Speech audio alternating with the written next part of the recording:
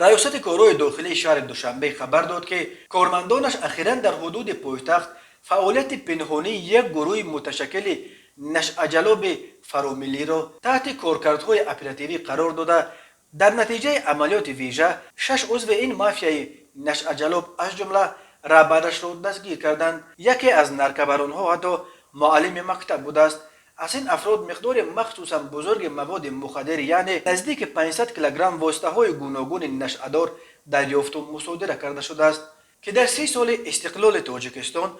چنین نتیجه کار بی سابقه و رکورد دانسته می شود. این مقدار مصادره شده مواد مخدر در بازار سیاه نزدیک 6 میلیون دلار ارزش داشته است. میلیسیای دوشنبه گفت این مافیای نشعجلاب مواد مخدر را از افغانستان به تاجیکستان آورده از اینجا تا به کشورهای اروپا قاچاق میکرد. تنها مال و ملک حبس شده رهبر این گروه عزیزالله عبداللهیف بیش از 18 میلیون سومونی برآورده شده است. بنا به اطلاع مرکز مطبوعات میلیسیای پایتخت تاجیکستان این گروه متشکل نشعجلاب ترانسمیلی را شهروند تاجیکستان عبداللهیف عزیزالله فیضاللهیویچ سال تولدش 1975 ساکن شهر دوشنبه کوچه زرافشان صاحبکار عائله‌دار صاحب 4 فرزند قبلا سال 2005 در روسیه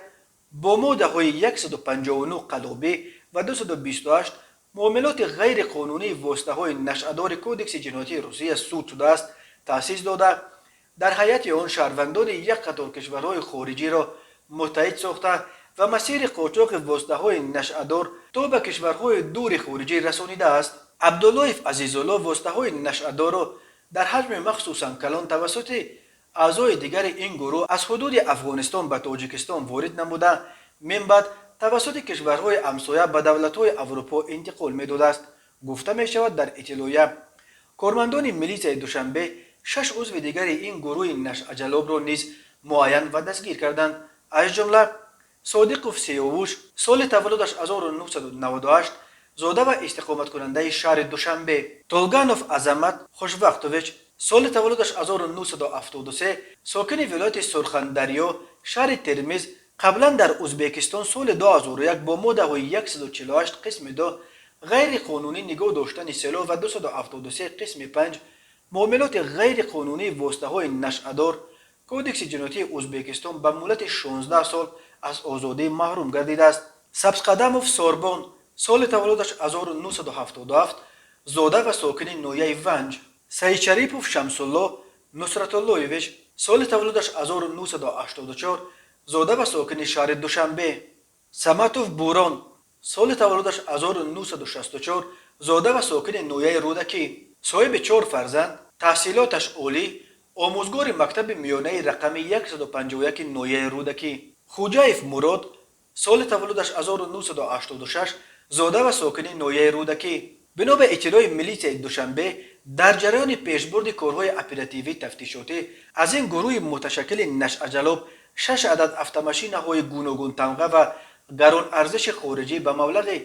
عمومی 1,784,000 سومونی مصادره شده است. مخصوصا از خود رهبر گروه متشکل نشعجلاب عبداللهیف عزیزالله مال و ملک زیاد به مبلغ عمومی 18,330,000 سومونی همچون مال ملک با روح جنایت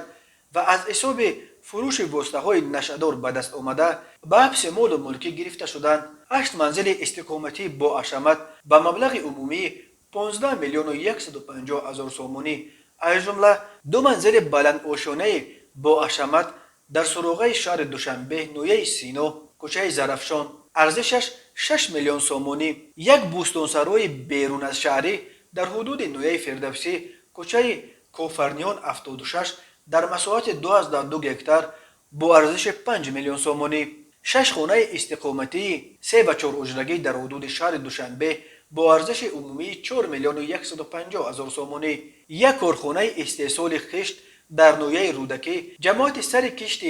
دهه هزاره در مساحت 6 هکتار با ارزش نزدیک 1 میلیون سومونی، توقفگاه ماشین ها در مساحت 20 سوتخ با ارزش نزدیک 1 میلیون سومونی به حبس گرفته شدند. این زمان نسبت برابر و اعضای این گروه نشعجلاب طبق طلبات ماده های 200 قسم 4 معاملات غیر قانونی واسطه های نشعه‌دار در حجم مخصوصا کلان